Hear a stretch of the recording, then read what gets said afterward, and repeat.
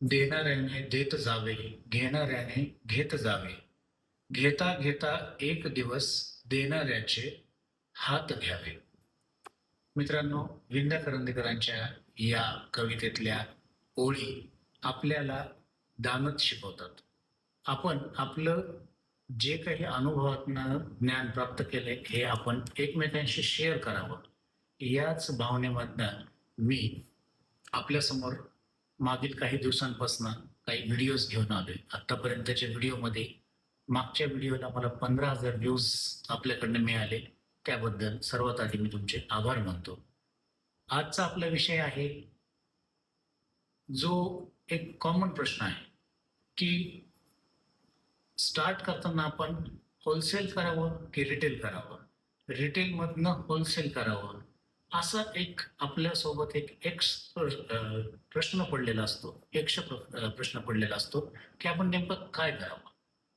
तर मित्रांनो, आज मी असे काही मुद्दे घेऊन आले ज्या मुद्द्यांवर तुम्ही जर विचार केला तर तुम्हाला नक्की रिअलाइज होईल की आपल्याला आपण कुठं सूट करतोय, स्वतः आपण कुठं फिट बसतोय, होलसेलमध्ये का रिटेलमध्ये.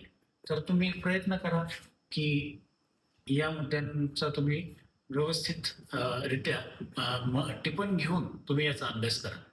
तर चला आपण पाहूया की रिटेल आणि होलसेल यामध्ये कशा वेगवेगळे घटक आहेत आणि अ, त्याच्यात आपल्या स्ट्रेंथ काय आहेत आणि आपले विकनेसेस काय आहेत. ठीक आहे.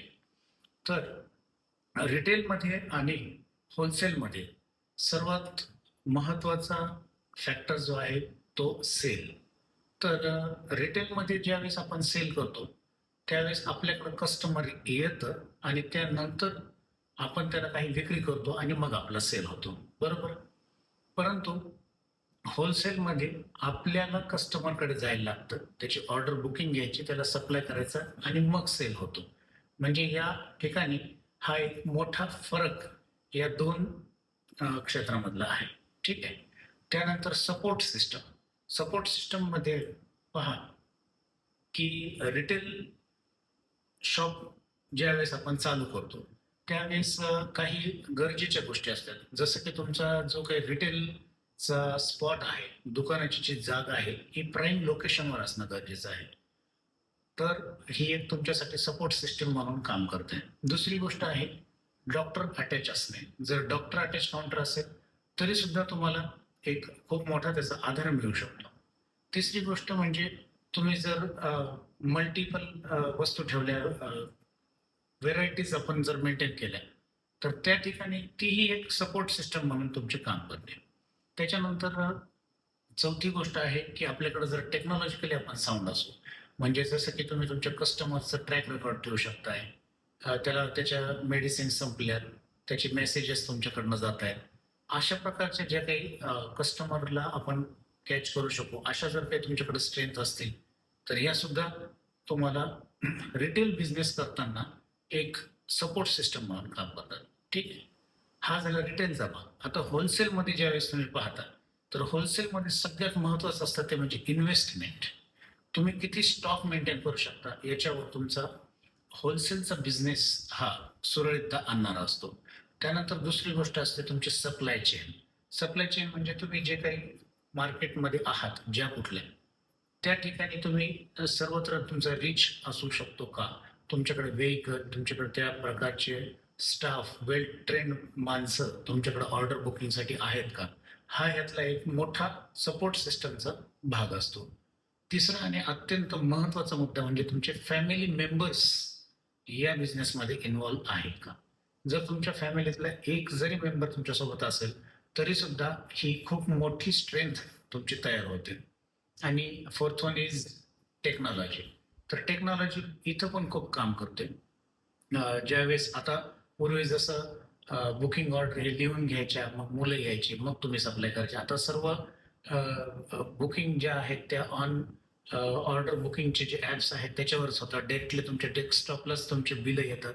अशा प्रकारचे जे काही आता अद्ययावत सुविधा ज्या काही आलेल्या आहेत, या तुम्ही मेंटेन करू शकता का? याच्यावरही तुमचा तुमची जी सपोर्ट सिस्टम आहे ही वन ऑफ द पार्ट हा टेक्नॉलॉजी आहे. ठीक आहे. त्यानंतर जर आपण काही मुख्य यातला डिफरन्स बघितला तर तुम्हाला रिटेल टाकण्यासाठीची जी जागा लागते ती साधारण 200 स्क्वेअर फीटच्या पुढे आणि 200 स्क्वेअर फीटपर्यंत आणि जी होलसेलची आहे ती 500 स्क्वेअर फीटच्या पुढे लागते. तर मित्रांनो, ह्या काही गोष्टी आहेत ज्या याच्यामध्ये आपल्याला फरक ठळकपणाने दिसून येतो. ठीक आहे. आता इथं जर पाहिलं तर प्राईम स्पॉट जे मी मगाशी तुम्हाला म्हटलं की रिटेलसाठी तुम्हाला प्राईम स्पॉट असणं गरजेचं आहे. तसं तुम्हाला होलसेलमध्ये प्राईम स्पॉटला असण्याची गरज नाही. ठीक आहे.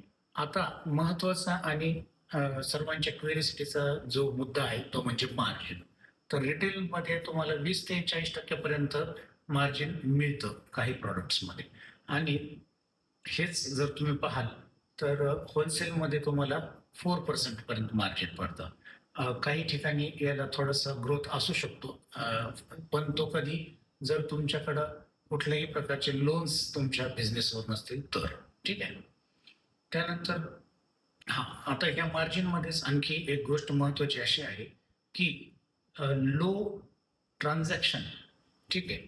म्हणजे रिटेलमध्ये काय होतं की तुमचं ट्रान्झॅक्शन जे आहे हे लो असतं, कमी असतं, पण मार्जिन जास्त असते. आणि होलसेलमध्ये तुमचं मार्जिन कमी असतं, पण तुमचा हा टर्न ओव्हरचा बिझनेस आहे. तुम्ही जितकं टर्न ओव्हर कराल तितकं तुमचं मार्जिन याच्यामध्ये तुम्हाला वाढत जाणार आहे. ठीक आहे. त्याच्यानंतर इकडं रिटेलमध्ये तुमचं जे मार्जिन आहे याला काही वाटा फुटतात. जसं की मी तुम्हाला मगाशी म्हटलं की अटॅच काउंटर असेल तर तुमच्याकडनं तुमच्या हॉस्पिटलला जे कुठं अटॅच आहे ते तुमच्याकडनं काही तिथं डिमांड करू शकतात की तुम्ही रेंट भरा किंवा ठराविक तुमच्यामध्ये काय पण एक डील असू शकते जिथं की तुमचं मार्जिन कट होण्याची शक्यता आहे.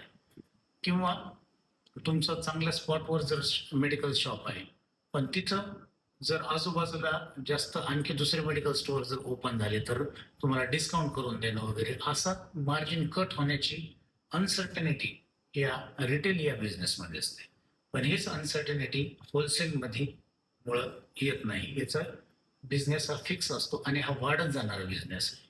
ठीक आहे. स्टाफ रिक्वायरमेंटमध्ये जर आपण पाहिलं तर 2 ते 3 मुलांपासून आपण रिटेलमध्ये पोहोचू शकतो. म्हणजे चांगलं आहे का रिटेलमध्ये 2-3 मुलं आपण वर्किंगला पाहू शकतो. तेच होलसेलमध्ये जर पाहिलं तर आपल्याला तब्बल 10 ते 12 मुलांची आवश्यकता पडते. ठीक आहे. तर हे काही पॉईंट्स आहेत. या पॉईंट्समधनं मला तुम्हाला हेच सांगायचं की तुम्ही आता सेल्फ चेकआउट करा की आपण जर या रिटेलच्या बिझनेसमध्ये जायचंय तर आपल्याकडं या सगळ्या गोष्टी आहेत का? आपल्याकडे चांगला स्पॉट आहे का? कुठलं डॉक्टर अटॅच आपल्याकडे काउंटर आहे का? किंवा होलसेलमध्ये जर तुम्ही जाताय तर तुमच्याकडे सोबत कोणी फॅमिली मेंबर्स जो तुम्हाला इथं हेल्प आउट करेल. कारण इथं काय आहे की मार्केटमध्ये तुम्हाला जाणं, सर्व्हे करणं, त्यांच्या व्हिजिट करणं, ह्या सर्व गोष्टी तुम्ही ज्यावेळेला बाहेर पडाल त्यावेळेला तुमच्या शॉपमध्ये तुमचा एक हक्काचा माणूस असणं गरजेचं असतं. त्यावेळेस त्याचं पूर्ण नियंत्रण, कंट्रोल हे तुमच्याच हातामध्ये राहतं. तर मित्रांनो पहा, मला असं वाटतंय की तुम्हाला या एका व्हिडिओमधनं भरपूर गोष्टींचा म्हणजे एक अंदाजा मुळामध्ये यावं हा माझा उद्देश होता. So thank you so much.